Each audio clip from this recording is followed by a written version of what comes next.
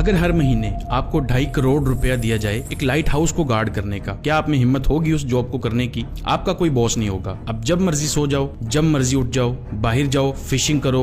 लेकिन असल जॉब आपकी सिर्फ ये है कि लाइट हाउस के टॉप पर एक लाइट है, उसको आपने बंद नहीं होने देना। और सिर्फ इसी काम के लिए आपको एनुअली 30 करोड़ रुपए यानी 1.2 मिलियन डॉलर्स दिए जाएंगे। लेकिन फिर भी इस जॉब को करने के लिए कोई तैयार क्यों नहीं है? और आप भी मना ही करेंगे जब आपको असल हकीकत का पता चलेगा। चलिए देखते हैं। तो ये है ज़्यूमॉन लाइट हाउस, जो समंदर के बीचों बीच है और साहिल से कई किलोमीटर दूर है। मतलब ये ऐसी जगह है जहां आपका बाहर की दुनिया से कोई राब्ता नहीं होगा। इससे पहले के आप इस जॉब के लिए सीवी भेजो, पहले सारी हकीकत जान लो। अकेलापन तो महसूस होगा ही उधर, लेकिन रात को सोते हुए जब समंदर की लहरें इस लाइट हाउस से टकराती हैं तो कब्र में सोया हुआ मुर्दा तक डर जाता है। कभी कभी तो ये वेव्स लाइट हाउस से भी ऊंची होती हैं, क्योंकि इस एरिया में बहुत ही खतरनाक तूफान आते हैं और जिंदा रहने की कोई गारंटी नहीं है। ये जो पिक्चर ली गई है रेस्क्यू ऑपरेशन करते हुए, उसमें आप साफ देख सकते हैं कि लाइट हाउस का कीपर किस तरह तूफान से घिरा हुआ है। ये तूफानी लहरें पूरे तरीके से लाइट हाउस को कवर कर लेती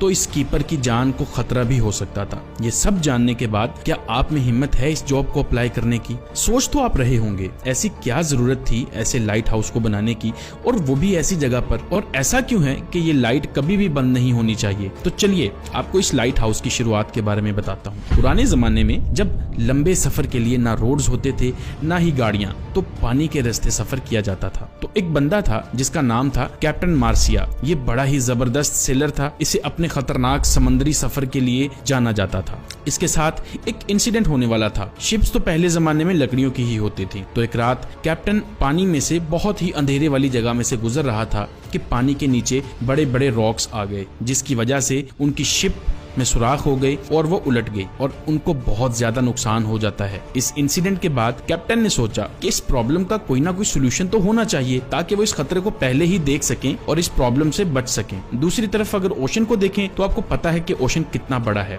और सिर्फ पैसिफिक ओशन का नाम सुनते ही लोगों को पसीने आ जाते हैं। देखें, पूरी दुनिया में 71% पानी है, जो डिवाइडेड है 4 ओशंस में, Atlantic, Pacific, Indian and Arctic. सबसे बड़ा ओशन पैसिफिक है। ये इतना बड़ा है कि जमीन का खुश्क हिस्सा जो 165 मिलियन स्क्वायर किलोमीटर बनता है, ये अकेला ओशन 148 मिलियन स्क्वायर किलोमीटर को ही निगल सकता है। इस ओशन पर कुछ ही आइलैंड्स हैं जो बहुत ही छोटे हैं, और कुछ तो ऐसे हैं जिन पर आज तक कोई इंसान नहीं जा सका। अब अगर गलती से भी कोई इंसान पैसिफिक ओशन में गुम हो जाए तो उसको ढूंढना तकरीबन नामुमकिन है। जब पुराने जमाने में सेलर्स सफर करते थे तो उनको पता भी नहीं होता था कि अगली जमीन कितनी दूर